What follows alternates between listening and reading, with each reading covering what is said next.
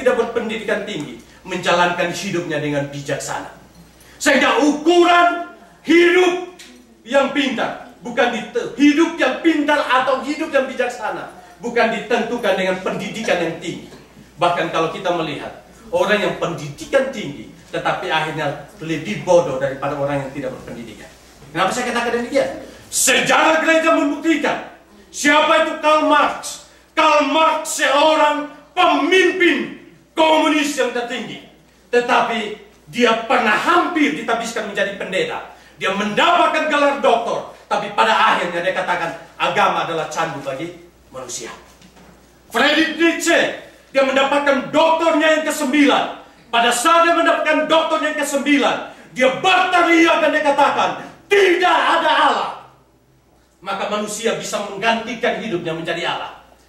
Paul Tillich mendapatkan doktornya yang ke-11. Dia memproklamirkan bahwa manusia tidak butuh Allah. Ini orang-orang pintar. Tetapi orang-orang pintar yang tidak menaklukkan dirinya di bawah kebenaran firman Tuhan, dia akan lebih bodoh daripada orang yang tidak sekolah. Mungkin engkau katakan, bagaimana mungkin seperti itu? Sejarah membuktikan itu. Namun saudaraku, ada orang-orang yang tidak berpendidikan tinggi, tetapi hidupnya punya bijak yang luar biasa. Hidupnya punya bijak yang luar biasa. Kalau kita melihat akan beberapa orang yang kita kenal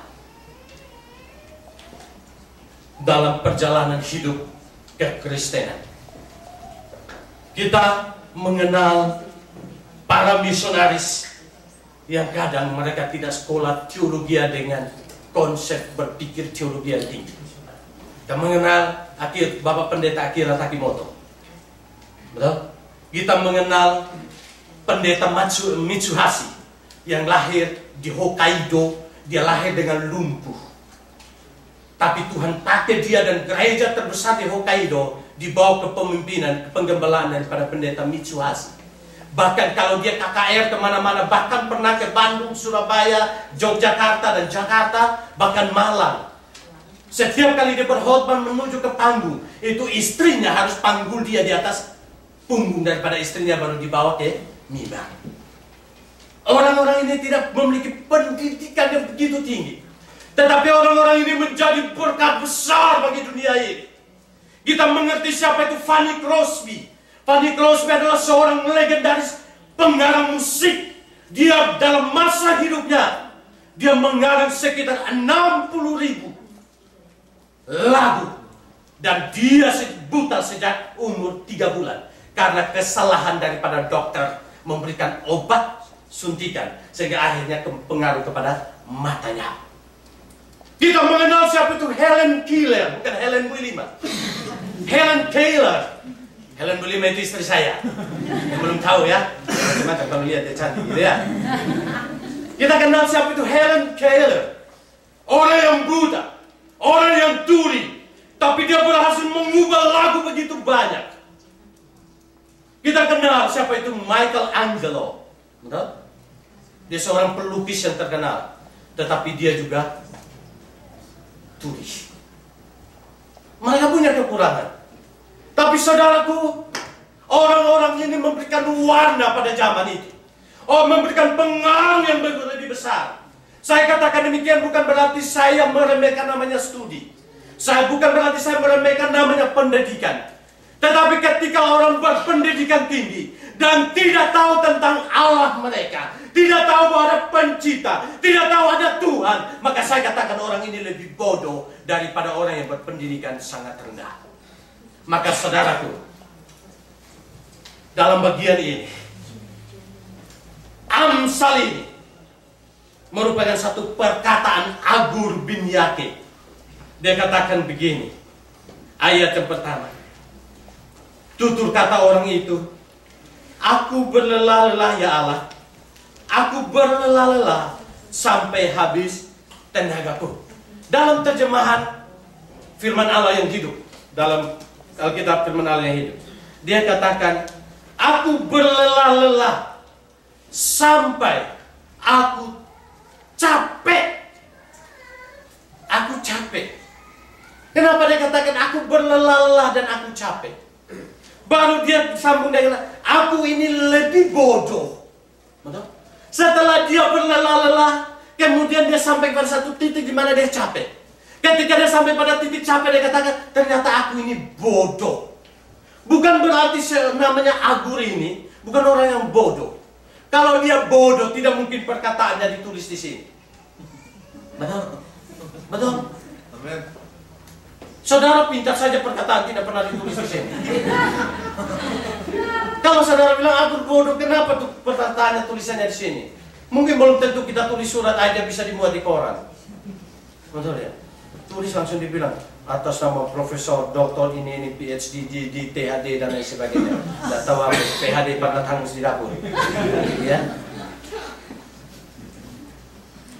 Dia orang pintar. Maka dengan demikian kita melihat tulisannya ada di sini. Tapi ketika dia sampai pada satu titik kecapean, kelelahan, habis tenaga, dia katakan aku ini orang bodoh. Nah, setelah saya menyelidiki, ternyata perkataan ini bukan ditulis oleh Agur ketika dia berada di kamar dan dia katakan Tuhan aku ini orang bodoh. Tidak. Tetapi di dalam terjemahan yang lain dia katakan bahwa cara khusus terjemahan bahasa Inggris dia katakan bahwa perkataan tentang aku ini orang bodoh, aku lelah-lelah, aku capek, aku ini orang bodoh. Perkataan itu diserukan dari kota yang namanya Itial sampai ke kota yang namanya Ukal. Sehingga dia berteriak terus dari kota ini ke kota ini sampai pada ujung kota ini dia katakan, aku ini lelah, aku ini capek, aku ini bodoh. Ada satu proklamasi tentang kebodohan di situ. Saya tidak tahu apakah saudara pulang kemudian saudara lari dari gereja ini sampai ke rumah saudara kemudian saudara kata aku bodoh, langsung dibilang rasain lo, gitu ya.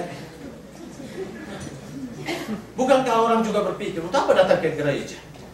Bodoh itu, buang-buang jam, buang-buang waktu dan lain sebagainya. Lebih baik ke Kaisar.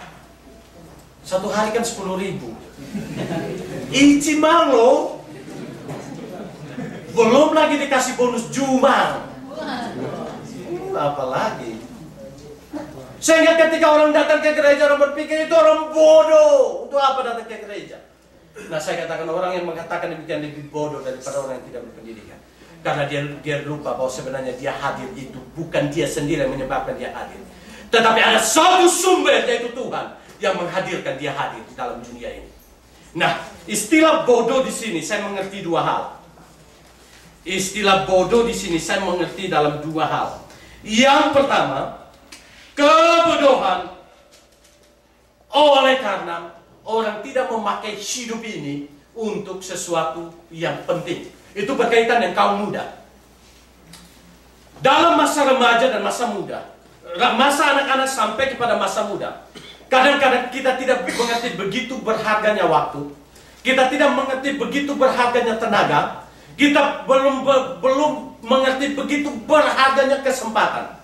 Sehingga ketika orang tua yang sudah tahu tentang berharganya kesempatan, berharganya waktu, berharganya kekuatan yang ada, maka orang tua menuntut, nak, sekolah baik-baik ya. Sekolah baik-baik. Kenapa sekolah baik-baik, Pak? Supaya jadi presiden. Kemudian anak ini mulai mikir, emangnya negara Indonesia presiden berapa, Mak? Kalau semua kami sekolah baik-baik, siapa? Kalau semua jadi presiden, siapa yang masyarakatnya, Mak?